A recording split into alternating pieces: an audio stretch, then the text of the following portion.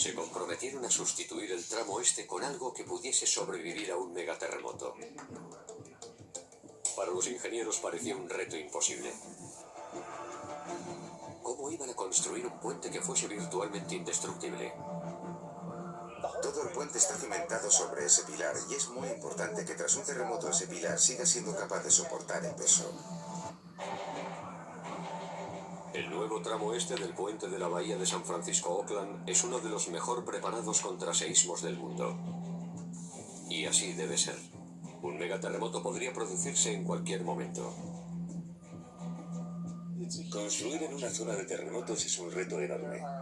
Se producen ondas superficiales que hacen que la Tierra se mueva como el agua en el océano, al tiempo que tiemblan de un lado a otro, y son estas ondas las que provocan los daños. Para construir un nuevo puente capaz de soportar estas fuerzas, los ingenieros tienen que comprender lo que pasó en 1989.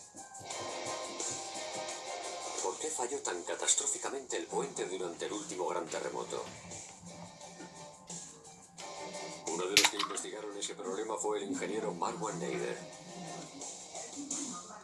En 1989, cuando se produjo el terremoto a unos 100 kilómetros al sur de aquí, el puente se vio arrastrado hacia el este, y este panel que tenemos ante nosotros cayó sobre el piso inferior. Las ondas sísmicas que pasaron bajo la carretera destrozaron el puente. Durante el terremoto, la tierra hizo que el puente se comprimiese hacia un lado y hacia otro y no estaba diseñado para soportar ese tipo de movimientos. En 1989 el viejo puente se mantuvo en pie de milagro. En cualquier momento podría producirse un gran terremoto de magnitud superior a 8, 40 veces más potente que el anterior. Un megaterremoto como este azotó la bahía de San Francisco en 1906. Miles de personas murieron y más de 200.000 se quedaron sin casa. San Francisco se quedó prácticamente llana. Los ingenieros saben que un terremoto de esa intensidad podría destruir el tramo este original del puente de la bahía. Si se produjese un terremoto así, el puente tendría que soportar una fuerza muy superior y seguramente se derrumbaría sobre la bahía. Se necesita un diseño completamente innovador. Para inspirarse, los ingenieros se fijaron en los dos puentes que habían sobrevivido intactos al terremoto de 1989. El Golden Gate y el tramo oeste del puente de la bahía, y se preguntaron ¿por qué? La respuesta, porque los dos son puentes colgantes. Las carreteras cuelgan de cables y pueden balancearse durante un terremoto. Pensemos en un columpio. Imaginemos que estamos sobre un columpio cuando ocurre un terremoto. Apenas notaríamos el temblor. Por eso mismo no se cayeron los vanos del Golden Gate y el tramo oeste del puente de la bahía. Suspendidos de dos pilares, cada uno de ellos cimentado a gran profundidad en un lecho rocoso muy sólido. Dos cables gigantes sostienen la carretera que cuelga entre ellos. Por eso durante un terremoto la carretera oscila como un columpio.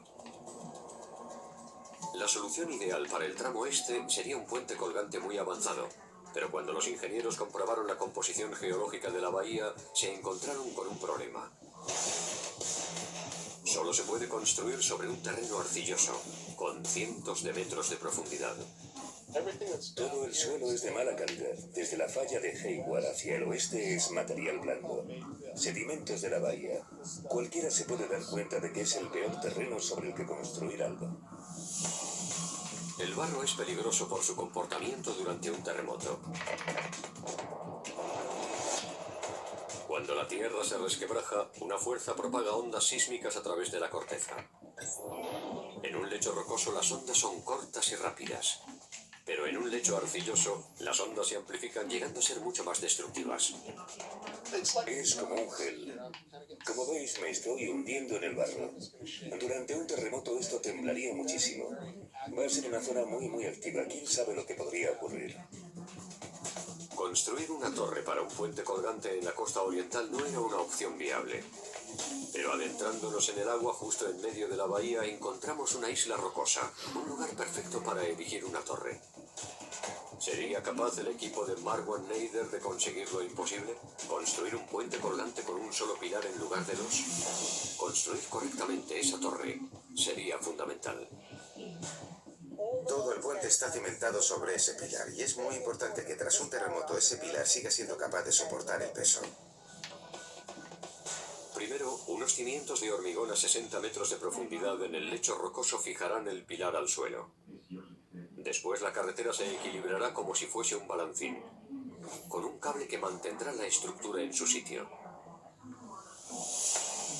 El pilar no solo tendrá que soportar el peso de la carretera y el cable, sino también el del tráfico.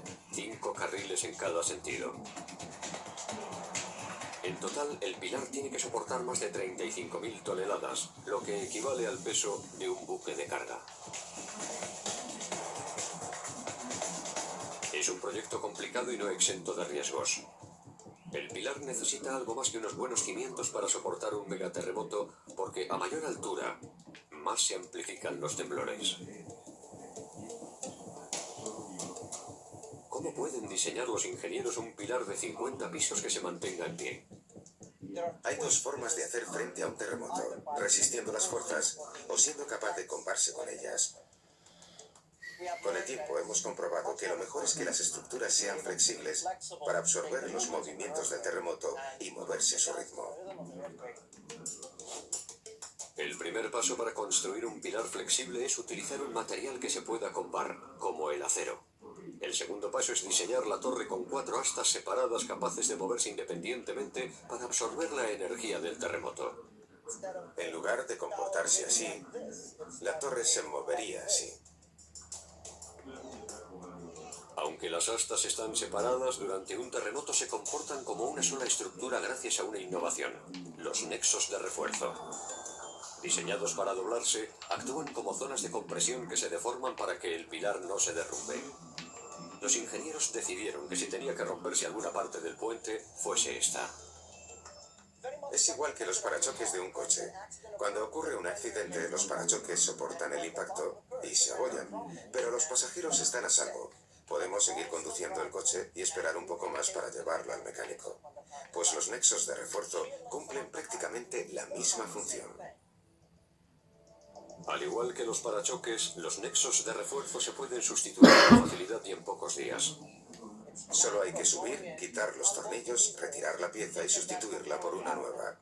Pero lo más importante es que se puede utilizar el puente antes de tener que cambiarlos. Es la primera vez que se usan los nexos de refuerzo en un puente, aunque ya se utilizaban en edificios. Con 120 nexos se transforman las 4 astas en un solo pilar de 160 metros de altura. Pero para construirlo se requiere ingeniería de precisión. Un solo fallo podría provocar el derrumbamiento del puente. Solo espero que no se cometan errores y que los ingenieros hayan dado en el clavo. El nuevo puente de la bahía de San Francisco tiene un diseño revolucionario. Es mitad rascacielos, mitad puente colgante. En el extremo occidental, más de 600 metros de carretera de 10 carriles cuelgan de un pilar que absorbe las vibraciones. Los ingenieros tuvieron que diseñar este pilar de una forma muy innovadora porque 2 de las fallas más activas de Estados Unidos atraviesan la corteza a cada lado. La probabilidad de que se produzca un terremoto en la bahía durante los próximos 30 años es del 30%. Los expertos predicen que el próximo gran terremoto se originará en la falla más cercana al nuevo puente, la de Hayward. El geólogo Luther Strayer está investigando lo peligroso que es ese punto de gran actividad. Hay muchos sitios donde se pueden observar los efectos de la falla de Hayward, como el cruce de las calles Rose y Prospect. Como se puede apreciar, la falla está provocando una serie de fracturas sistemáticas que indican que esta placa se dirige hacia el norte, hacia Alaska, mientras que esta otra parece estar quieta, está anclada a Norteamérica. Seguramente la falla continúe por debajo de esa valla y atraviese este vecindario. Básicamente se trata de una fractura enorme en la corteza terrestre. El movimiento de las placas a lo largo de los años es evidente. Aquí tenemos una acera que se construyó en los años 70 y que muestra un desajuste más que considerable. Se ha desplazado unos 20 o 25 centímetros. Esto no se ha producido a raíz de un solo terremoto, sino que es el resultado de lo que se conoce como reptación. La reptación es la fricción entre 2 placas que no produce terremotos. Las grietas en paredes y aceras demuestran que la superficie de la falla se está sometiendo a tensión constante. Pero los geólogos saben que bajo la superficie, las placas están quietas. El problema es que en realidad la falla no se está deslizando. Esta es una sección bloqueada de la falla. En cualquier momento puede ocurrir el desastre. Mientras que las placas están bloqueadas, la tensión sísmica entre ellas no deja de aumentar hasta que llega al límite. Lo que pasa es que la superficie de la Tierra se mueve porque no hay presión sobre las rocas. Pero a gran profundidad las placas de la falla tienen muchísima presión. Podemos entenderlo con las manos. Si no ejercemos mucha presión entre ellas es fácil deslizar las manos. Pero si empujamos una contra otra es muy difícil, y cuando lo conseguimos se desliza de manera brusca.